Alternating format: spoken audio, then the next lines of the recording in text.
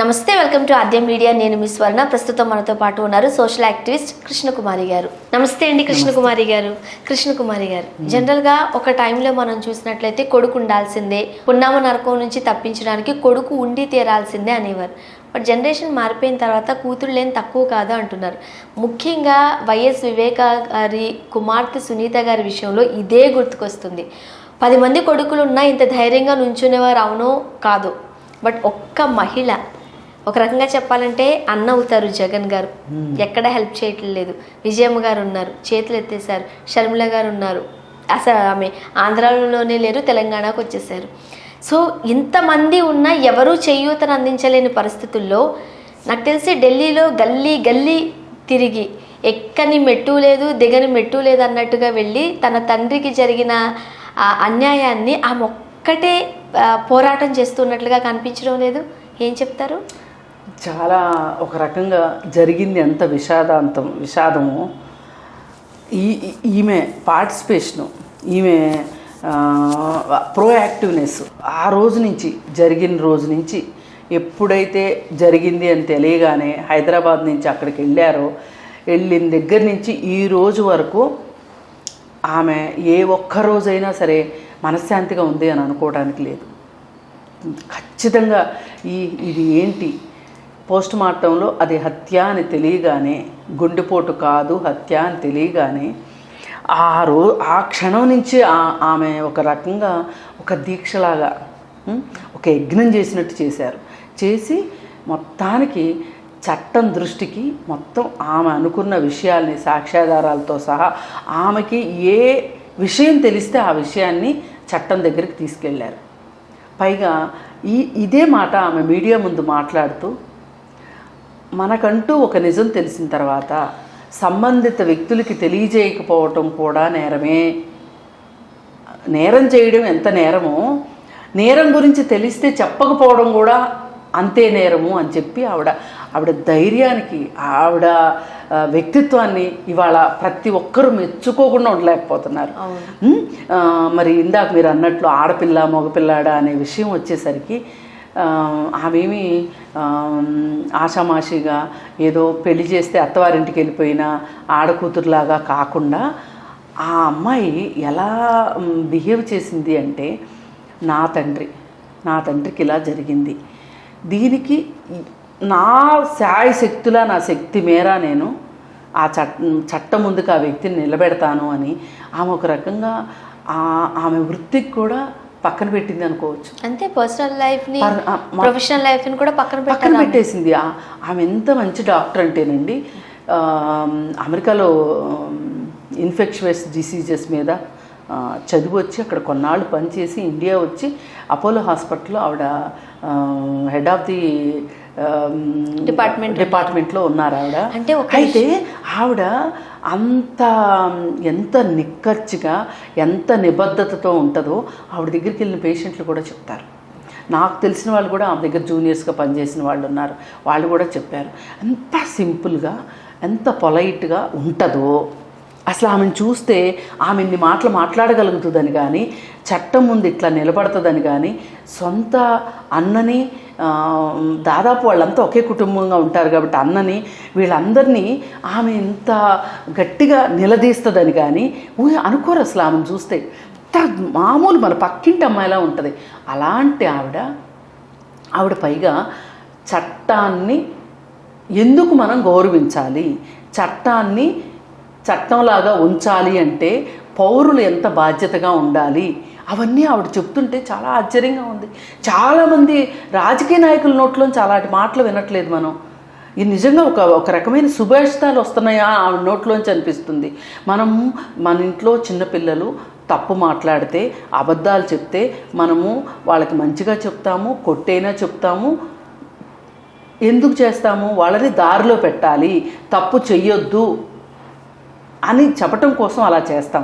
మరి అలాంటప్పుడు రాజకీయాల్లో జరిగితే కూడా మనం అలాగే మాట్లాడాలి కదా అని ఆవిడ మాట్లాడుతుంటే చాలా ముచ్చటేస్తుంది. అసలు ఈ రాజకీయ నాయకులందరూ వీళ్ళందరినీ తీసుకెళ్ళిపోయి ఎక్కడన్నా ఒక గదిలో బంధించి కూర్చోబెట్టి సునీత గారితో క్లాసులు పెట్టించాలా? పెట్టిస్తే బాగున్నా అనిపించేంత పరిపక్వతతో మాట్లాడుతున్నారు ఆవిడకి ఆ చట్టం తన తండ్రి అని కూడా కంటే కూడా చట్టం అక్కడ రక్షించబడట్లేదు, మనల్ని అందరినీ రక్షించే చట్టాన్ని మనం రక్షించుకోకపోతే ఎట్లా అని మాట్లాడడాన్ని మనం చాలా ఆహ్వానించదగ్గ విషయం. అంటే ఇంత విషాదంలో ఇది ఒక ఆలోచింపచేసే విషయం అన్నమాట. సునీత గారు అట్లా ఒక కూతురు, మీరు అన్నారు 10 మంది కొడుకులు పెట్టు అని చెప్పి, అసలు కొడుకులతో కంపేర్ చేయక్కర్లేదు ఆమె చేస్తున్న వర్క్కి మట్టుకు. అంత నిజాయితీగా మాట్లాడుతున్నారు ఆవిడ.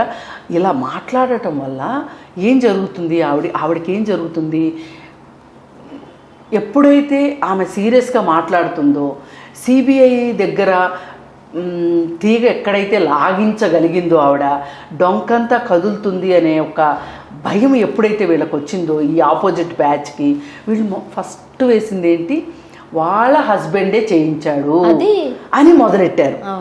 మరి వాళ్ళ హస్బెండే చేయించాడు అని మీకు ఎప్పుడు తెలిసింది? ఆమె మాట్లాడుతున్నప్పుడే మీకు తెలిసిందా? ఎవరికైనా చిన్న పిల్లల్ని అడిగినా లాజిక్ ఏం చెప్తారంటే, అసలు ఇప్పుడు వాళ్ళే హత్య చేసి వాళ్ళే సిబిఐ దగ్గరికి వెళ్తారా, ఇది ఎలాగో ముగిసిపోయిన అంకము అని వదిలేసుకుంటారు కదా, వాళ్ళు కూడా రిలీఫ్ ఫీల్ అయిపోతారు కదా. మరి ఆమె ఎందుకు అడిగింది అంటే, వీళ్ళు అప్పుడేం చేశారు, చంద్రబాబు నాయుడు మీద పడ్డారు, అతనే చేశాడు అని చెప్పి పుస్తకాలు కూడా ప్రింట్ వేసి, నారాసుర చరిత్ర అని చెప్పి పుస్తకాల ప్రింట్లు కూడా వేయించిన పరిస్థితి మీరు. అంటే వీళ్ళు ఆలోచించింది ఏంటంటే, ఏ రకంగానైనా సరే ఇది ఎవరో ఒకరి మీదగా వెళ్ళిపోవాల్సిందే తప్పితే మనము దోషులు అవ్వకూడదు అనే ఉద్దేశంతోనే వాళ్ళు ఈ పన్నాగాలన్నీ పన్నుకుంటూ వెళ్ళారు, పన్నాగాలు పన్నారు. అవన్నీ కూడా అసలు ఎందుకు కొరగాకుండా అయిపోయిన తర్వాత ఇప్పుడు వీళ్ళు చట్టం ముందు దోషులుగా నిలబడిన పరిస్థితి వచ్చేసింది. ఈ పరిస్థితుల్లో ఇప్పటికీ వాళ్ళ ప్రయత్నాలు మానుకోకుండా, ఆయనకేదో రెండో భార్య ఉన్నమాట నిజమే, ఇంకొక ఆమెతో రిలేషన్లో ఉన్నారాయన, ఒక కొడుకున్న మాట వాస్తవమే, వాళ్ళకి సంబంధించిన ఆస్తులేవో వాళ్ళకి ఇచ్చారని చెప్తున్నారు. ఇవ్వలేదు అంటే కూడా ఆమె ముస్లిం మహిళను కూడా, ముస్లిం మహిళ అయితే వాళ్ళే చంపించారు అని ఒకసారి అంటారు, మళ్ళీ ఇంకొకసారి ఏమో వాళ్ళ మీద కోపంతో ఆయన అలా వేరే మహిళతో సంబంధం పెట్టుకున్నాడు కాబట్టి వీళ్ళే చంపించారు సునీత వాళ్ళు అంటారు కాసేపు. ఇవన్నీ కాదు, వేరే మహిళల పట్ల అతను చాలా అనుచితంగా ప్రవర్తించాడు, అందుకే వాళ్ళ అబ్బాయే చేశాడు అని ఇంకొకసారి. ఇలా అసలు రకరకాలుగా ఇన్ని కథనాలు వస్తున్నప్పటికీ కూడా సునీత తన మీదనే వేళ్ళు చూపిస్తున్న పరిస్థితి వస్తే కూడా చాలా ధైర్యంగా నిలబడి, నిజంగా ఇలాంటి బాధ్యతాయుతమైన పౌరులు కావాల్సిన అవసరంలో ఉంది వాళ్ళ సమాజం. ఇప్పుడు ఇంకొక వాదన కూడా వినిపిస్తుందండి. ఇప్పుడు ఎవరి మీదైనా కోపం ఉంది, కక్ష ఉంది, చంపేయాలనుకోండి, ఆ రోజు ఒక 4-5 వివేక గారి హత్య దగ్గర పార్టిసిపేట్ చేసినట్లుగా చూస్తున్నాం.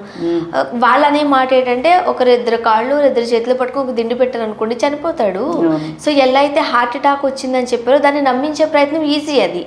కాకపోతే కక్షపూరితంగా కనీసం ఒక 17 సార్లన్నా గొడ్డలితో నరికారట. అవును, అసలు అంత కక్షగా ఎందుకు చంపారు? కాదు, అసలు ఈ స్టోరీ అంతా ఆ రోజు శవదహనం కూడా అవ్వకముందే జగనే కదా ఇదంతా చెప్పారు. సునీత పక్కన నుంచొని తల మీద కొట్టారు, బాత్రూంలోకి తీసుకెళ్లారు, బాత్రూమ్ కమోడ్కి పూసారు, ఇవన్నీ చూసినట్టు చెప్పారు ఆయన. అంటే స్క్రిప్ట్ అంతా అప్పటికప్పుడు చెప్పేసి ఈ స్క్రిప్ట్ ప్రకారం తెలుగుదేశం వాళ్ళని ఇరికిద్దామని చూశారు. అయితే ఎవరు తీసిన గోయితులో వాళ్ళే పడతారు అన్నట్లు పాపం సునీత కూడా నమ్మేసింది, నిజమే అనుకుంది. కానీ తర్వాత రిలీజ్ అయ్యారు. ఆమె రిలీజ్ అయ్యి నువ్వేమన్నా చెయ్యన్నా అని వెళ్ళి అడిగితే, ఒక సొంత చెల్లెలు వచ్చి అడిగితే, మన ఊర్లో మన ఫ్యాక్షన్ రాజకీయాల్లో ఇలాంటివన్నీ మామూలే కదా అని అన్నాడు జగన్మోహన్ రెడ్డి అని ఆవిడ చెప్తుంది. మరి ఆవిడ ఒట్టిగా చెప్పే మనిషి అయితే కాదు. ఒక జగన్మోహన్ రెడ్డి సొంత బాబాయికి చేయవలసిన విషయంలో కావచ్చు, పోనీ ఆయన లేకపోయిన తర్వాత సునీత కోసమైనా ఆయన ఏమీ చెయ్యకపోగా మళ్ళీ కేసులన్నీ ఆవిడ మీదకి వెళ్ళేటట్లు చేయడము, ఇదంతా ఎలా ఉందంటే రాజకీయం కోసం మనం ఏమైనా చేస్తాము, ఏ స్థాయికైనా దిగజారుతాము అని విలువలు లేని పరిస్థితికి వీళ్ళు ఇంత మనం మామూలుగా చెప్పుకునేది ఏంటి, భారతదేశంలో కుటుంబ వ్యవస్థ చాలా గొప్పగా ఉంటుంది, చాలా విలువలు ఉన్నాయి ఇక్కడ. ఈ విలువలకి కుటుంబ వ్యవస్థ, కుటుంబ సభ్యులందరూ కూడా చాలా గౌరవిస్తారు అని. మరి ఇక్కడ చూస్తే మీకు అర్థమైపోయింది కదా ఏముంది ఇక్కడ. ఇక్కడ చేసింది ఏంటి, ఒక్క ఎంపీ సీటు కొన్ని రోజులు ఆయనకి ఇచ్చి, అంటే ఒక్క టర్మ్ ఆయనకి ఇస్తే ఆయన కూడా పెద్ద ఆయన అయిపోతారు. అలాంటిది అంతకుముందు ఆయన్ని ఎమ్మెల్సీ ఎలక్షన్లో కూడా ఓడిపోయేటట్లు చేశారు వీళ్ళే. అంటే అలా ఓడిపోతే ఇక ఆయన రాజకీయాల నుంచి విరమించుకుంటాడు అనుకున్నారు. రాజకీయాల నుంచి విరమించుకోకుండా ఆయన ఏమైనా సరే నాకు ఎంపీ సీట్ కావాలి అంటే అవినాష్ రెడ్డి చేయడము, ఇవన్నీ కూడా ఏంటి అంటే తర్వాత ఈమెకి తెలియటము, ఈమె దాని మీద నిలబడటము, ఇది చాలా గొప్ప విషయం అండి. ఇది ప్రతి ఒక్కళ్ళు, బాధ్యతాయుతమైన పౌరులు ప్రతి వాళ్ళు ఈ మాత్రం ధైర్యాన్ని తెచ్చుకోవాలి. సమాజంలో ఎక్కడన్నా ఇలాంటిది జరిగినప్పుడు మన వంతుగా, మన బాధ్యతగా చట్టం దృష్టికి తీసుకురావాలి. Thank you so much.